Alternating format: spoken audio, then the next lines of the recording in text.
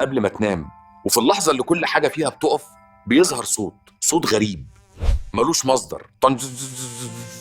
الغريب إن 80% من البشر بيسمعوه، بس محدش فاهم جاي منين. الصوت ده يا صديقي مش من الشارع ولا من الكهرباء، الصوت ده من جوه دماغك. لما بتدخل في لحظة الهدوء المطلق قبل النوم، المخ بيعمل حاجة عبقرية وغريبة جدا، بيزود حساسية السمع على الآخر، لأن الضوضاء اللي كانت شغالة طول اليوم اختفت فجأة. فاللي يحصل الجهاز السمعي يبدأ يسمع مش العالم الخارجي، لا، يسمع صوت الدم وهو بيتحرك حوالين الأذن، يسمع نبضات الأعصاب، ويسمع الضوضاء العصبية اللي بتحصل جوه المخ نفسه. الموضوع ده اسمه تينيتوس، بس عند معظم الناس مش مرض، ده مجرد المخ بيدور على صوت، فلما مش يلاقي حاجة يختلق واحد. المخ بيزهق من الهدوء فيقول طيب ما نعمل طنة وخلاص.